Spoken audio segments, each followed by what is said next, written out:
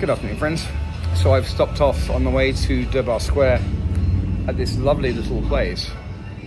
Admittedly, I just paid 120 rupees for a small Sprite, but these things have to be managed. I realise I keep on equating these things to Morocco, but I would classify this almost like a riad. You walk through, there's a central courtyard, and you have bedrooms and so forth up on all sides. Nice place. It is hot today. I feel it, that my people in Europe, it's hotter for them than it is for me right now. I think in Czech Republic, temperatures top 39 this week, which is brutal. It's only 28 here, but it's still, for me, that's still hot. So having a quick cool drink, and then I'm off. Drying off my hachimaki.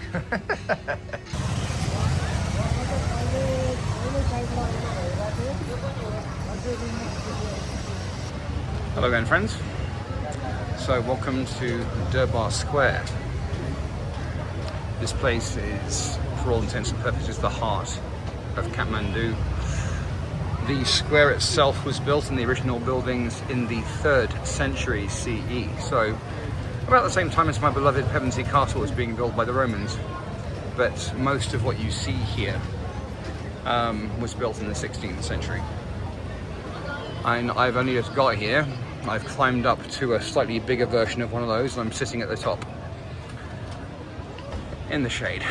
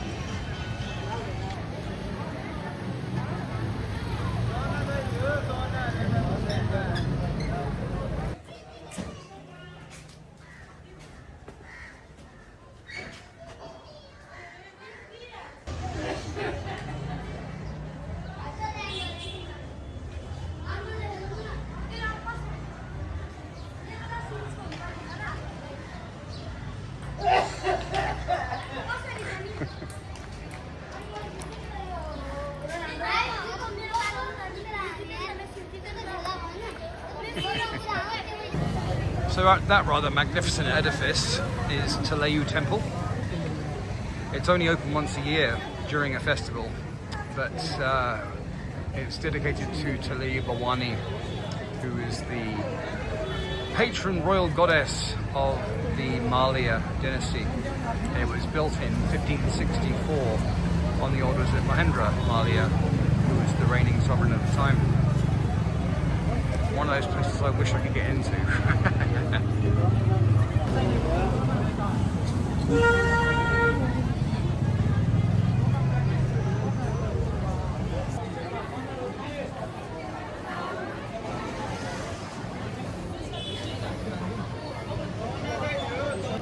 Someone has put an origami shuriken there, presumably as an offering.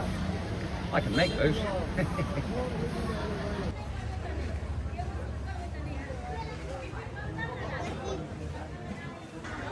There you go, Beth. This one reminds me just a little bit of Angkor.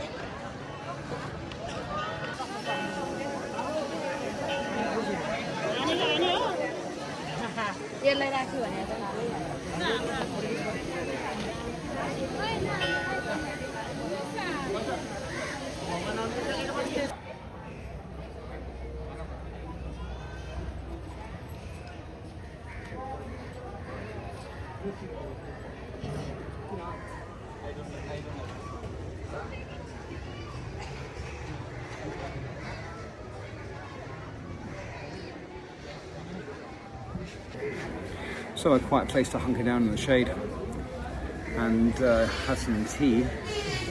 It is still very warm. One of the reasons why this place has been built and rebuilt time and time again is because it's actually counterintuitive, considering that this is where the subcontinent kind of starts going underneath the tectonic plates to the north, which is why we have the Himalayas being so high up. But this place is prone to earthquakes. The last big one, and it was the first in something like 70 years, was in 2015 in April. And it was devastating. One temple in this area just disintegrated completely. The earthquake hit Nepal, northern India, and also Bangladesh. It was that big. Thankfully, relatively speaking, it was at a time of day when most people were outside working, and so the cost of human life could have been far worse, but it was still very bad. Very nearly 9,000 people were killed and about 20,000 people were injured. So pretty serious, really. The big one before that was 1935. But this area was seriously affected. And of course, it's one of these things that keeps happening, let's say once a century or so. And so despite the fact that Durbar Square was laid out in the 3rd century CE, as I mentioned, it's been rebuilt and rebuilt and rebuilt down the ages for that reason. But most of what you see here is 16th and 17th century. Nice place to spend time. Interestingly enough, Durbar is actually, in homage to this place, is a whiskey. Not a very good whiskey, truth be told. I tend to avoid it unless I have no other choice. I tend to drink the Himalayan Reserve, which is a notch up. But Durbar and distilled at the Yeti distillery to boot. My parents laughed their asses off when I told them that. But yeah, like I say, it's kind of like the heart of Kathmandu.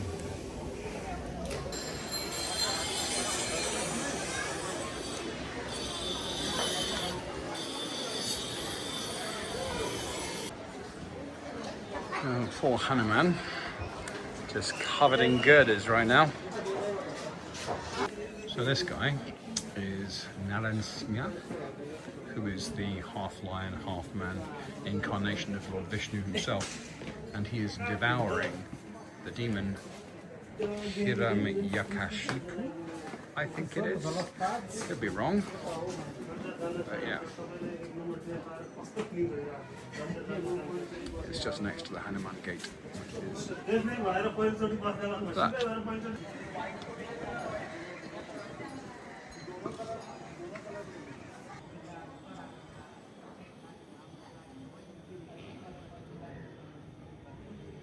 I do like this. Under each one of the eaves there is a small wind chime consisting of a bell and a leaf suspended from it to catch the wind. Really quite lovely.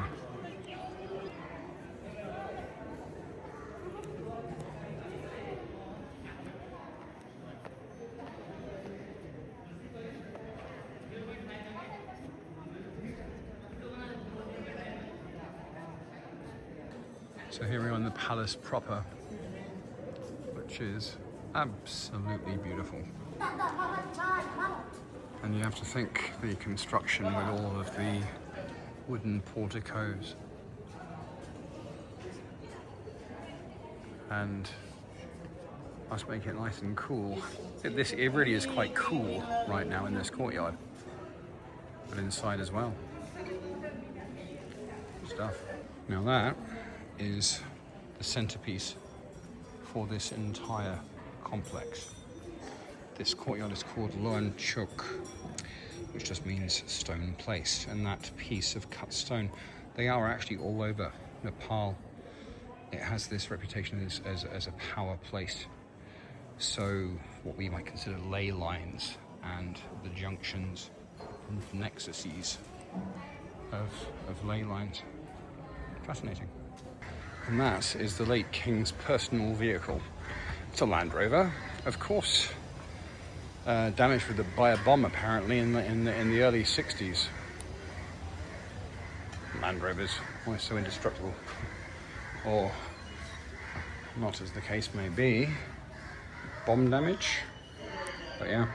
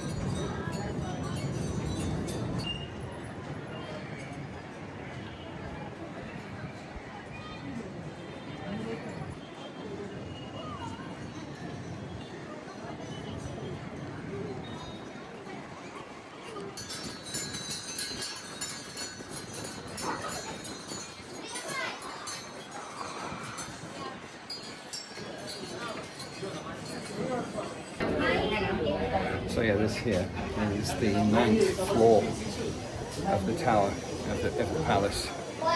I don't think it was used like for residence or anything like that. I think it's just here to be a tower. You know, it strikes me that this edifice is kind of like their version of Westminster Palace, like a central location with religious and regnal functions, because this is where the kings were crowned and all of that stuff. It's a nice view from up here, man. Bit of a nine floors up in predictably narrow and steep Nepali staircases.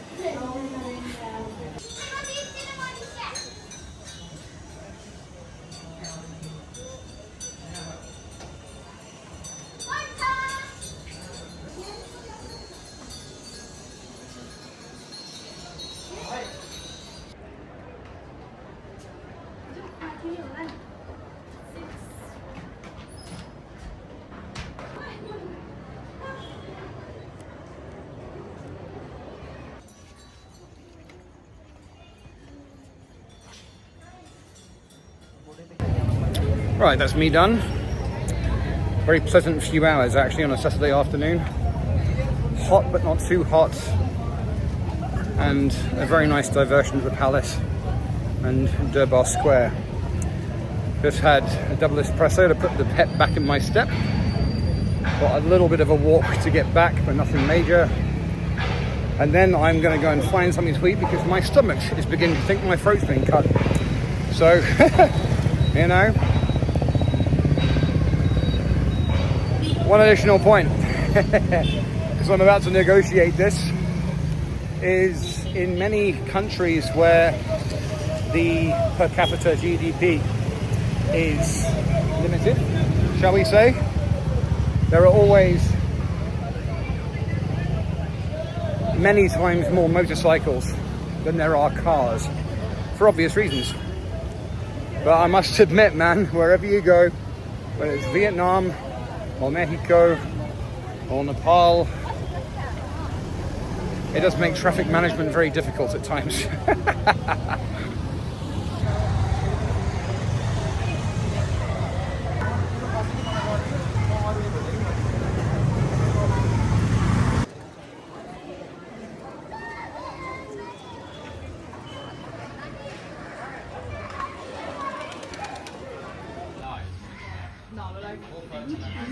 Predator.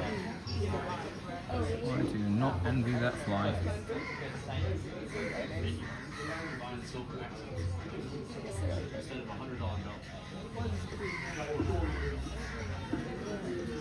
Ah, that's gotta hurt, my friend.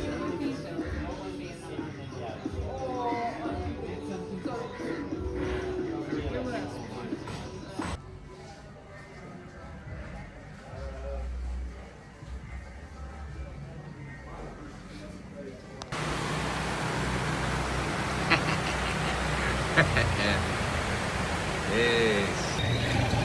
Good evening, friends. So, nice, fairly rainy evening in Kathmandu. I am just popping out to buy essential things to top up stuff because I've just booked a shared jeep up to a place called Patlu. Patlu is pretty much the end of the road on the way up to Everest Base Camp. Well, I'm not going to Everest Base Camp, but it's the end of the road because beyond that, you either walk in or you fly in. So it's the end of a very, very rickety, very, very rocky road. So I thought, I'm only in Nepal once every few decades, so I might as well go back up into the Himalaya and enjoy myself in the mountains while I can. So I just put my booked my ticket with the nice man in my hotel. I'm getting picked up at 4 o'clock tomorrow morning. It's probably a 10-hour journey, something like that, and then I'm back up in the sky again. So yes, I'm gonna miss Kathmandu. I really am, but I have to get moving.